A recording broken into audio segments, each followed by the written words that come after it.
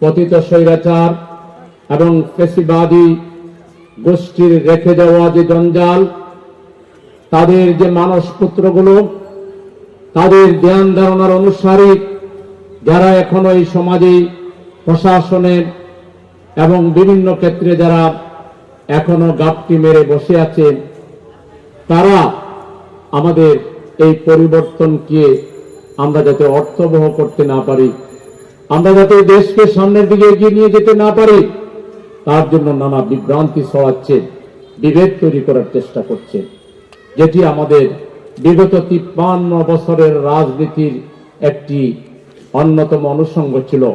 জাতিকে দ্বিধা বিভক্ত করা, বিভাজনের রাজনীতি করা, পক্ষ বিপক্ষের কথা বলা, কারো বিরুদ্ধে ট্যাগ লাগিয়ে দিয়ে তাকে জনগণ থেকে আলাদা করার চেষ্টা করা। এই 53 বছরের বেশিরভাগ সময় দুর্নীতি, স্বজনপ্রীতি, চাঁদাবাজি, টেন্ডারবাজি, খুন, সন্ত্রাস, বিদেশে টাকা পাচার, শেয়ার মার্কেট লুটপাট, ব্যাংক লুটপাট, নিজেদের ব্যক্তি পরিবার এবং নিজেদের স্ত্রীদের জন্য বেগম বাড়ি নির্মাণ, বিদেশে আমাদের দেশের সম্পদ পাচার করে, টাকা পাচার করে দেশকে তলাবিহীন জুড়িতে পরিণত করার একটা অপপ্রয়াস রাজনৈতিক নেতৃত্বের কিছু ব্যতিক্রম ছাড়া বেশিরভাগই সেটাই করার চেষ্টা করেছেন। কিছু হইলে রাজাকার, কিছু হইলে জঙ্গি, কিছু হইলে মৌলবাদী, কিছু হইলে আমি এই করেছি, আমার বাবা সেই করেছে। এইসব পুরাতন কিচ্ছা কাহিনী বাংলার জনগণ আর শুনবে না, আর মানবে না। এই পথে যারা যাবেন, হাসিনার পরিণতি তাদেরকে ভোগ করতে হবে। পুরাতন রাজনীতি বাদ দেন, স্ট্যান্ডার্ড রাজনীতি শুরু করেন, শ্রদ্ধাবোধের রাজনীতি শুরু করেন, পরস্পরকে যুক্তি দিয়ে, বুদ্ধি দিয়ে, মেধা দিয়ে, আপনার সুন্দর উপস্থাপনা দিয়ে আপনি মানুষের মন জয় করেন, অন্য পার্টির উপরে আপনার প্রভাব তৈরি করেন। এটি হচ্ছে রাজনীতি। রাজনীতি একটা বড় মাপের জিনিস। প্রশস্ত হৃদয়ের অধিকারী মানুষ যারা, দূরদৃষ্টি সম্পন্ন মানুষ যারা, বিরাট মানবিক কোয়ালিটি সম্পন্ন মানুষ যারা, তারাই শুধু রাজনীতিতে থাকবে। সংকীর্ণ মনা, দোষারোপের রাজনীতি করে এই ধরনের লোকদেরকে রাজনীতিতে জায়গা দেওয়া যাবে না। আমরা দেশবাসীকে আহ্বান জানাবো, আসুন আগে আমরা নিজেদের মধ্যে পরিবর্তন করি, আমাদের চিন্তায় পরিশুদ্ধি আনি, আমাদের আমলে পরিশুদ্ধি আনি, আমাদের ব্যবহারে পরিশুদ্ধি আনি। আমরা নিজেদের মধ্যে গণতন্ত্র চর্চা করি, নিজেদের মধ্যে পারস্পরিক শ্রদ্ধাবোধের রাজনীতি আমরা শুরু করি। আমরা কেউ কাউকে হাঁটো করে, কটাক্ষ করে, ট্যাগ লাগিয়ে, গতানুগতিক দ্বারা অবলম্বন করে জনগণের সমর্থন আমরা আর পাব না।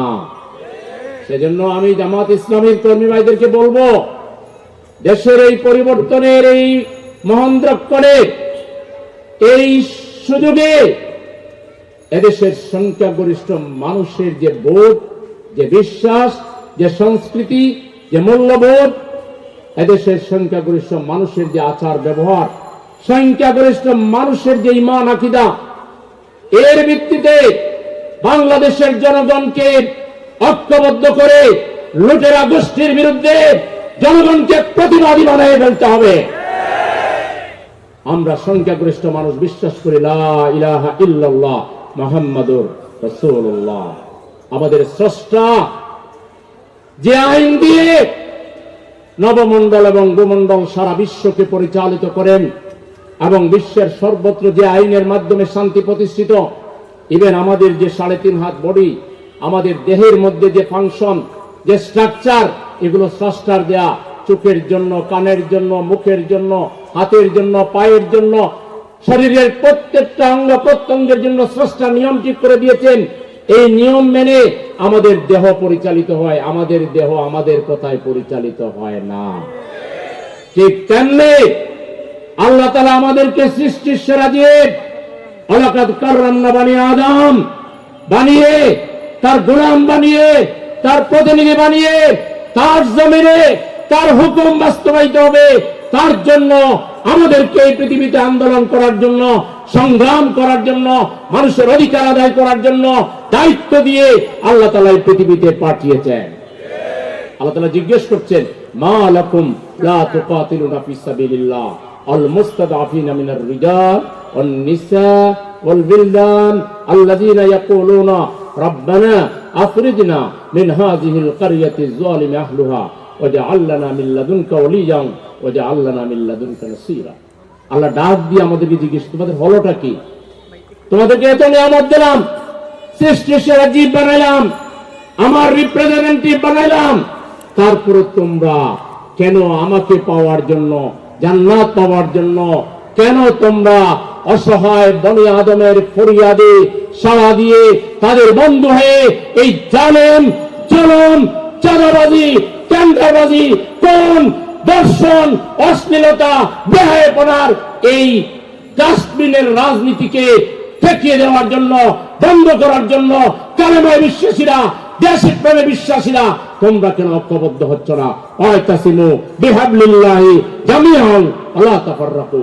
হে বিশ্বাসীগণ, আপনাকে আল্লাহর কাছে ফিরে যেতে হবে। এই বিশ্বাস যদি আপনার থাকে, আপনার প্রত্যেকটা কাজ আল্লাহ দেখেন। আল্লাহ বলেছেন, ওই সব মানুষের জীবন ধ্বংসের মধ্যে আছে যারা তাদের ঈমানকে বেগবান করার জন্য, ঈমানকে তাজা করার জন্য, রেগুলার ঈমানকে মজবুত করার জন্য চেষ্টা করে না, কোরআন পড়ে না, হাদিস পড়ে না, ইসলামিক লিটারেচার পড়ে তার ঈমানকে মজবুত করে না। যারা ঈমানকে মজবুত করার কাজ করে না, রেগুলার ভালো ভালো কাজ, মানুষের কল্যাণমূলক কাজ, প্রতিবেশীর হক, গরিব মানুষের হক, অসহায় বনি আদমের অধিকার প্রতিষ্ঠার জন্য নেক আমল যারা করবে না এবং একে অন্যকে হকের কথা বলবে না, যেটি হক, হককে হক বলতে হবে, বাতিলকে বাতিল বলতে হবে, সাদাকে সাদা বলতে হবে, কালোকে কালো বলতে হবে, মামার চেহারা, দুলাভাইয়ের চেহারা, ভাইয়ের চেহারা, অমুক দল, তমুক দল, এগুলো দিয়ে কিয়ামতের দিন আল্লাহর কাছে পার পাবেন না। দল তো একটাই আল্লাহর পক্ষ থেকে, ওয়ালতাকুম মিনকুম উম্মাতুন ইয়াদউনা ইলাল খায়রি ইয়া'মুরুনা বিল মা'রুফি ওয়া ইয়ানহাউনা আনিল মুনকার উলাইকা হুমুল মুফলিহুন। তোমাদের মধ্যে একটা দল থাকবে যে দল মানুষকে সৎ কাজের আদেশ দিবে, অসৎ কাজের নিষেধ করবে, আর এরাই সফল কাম হবে।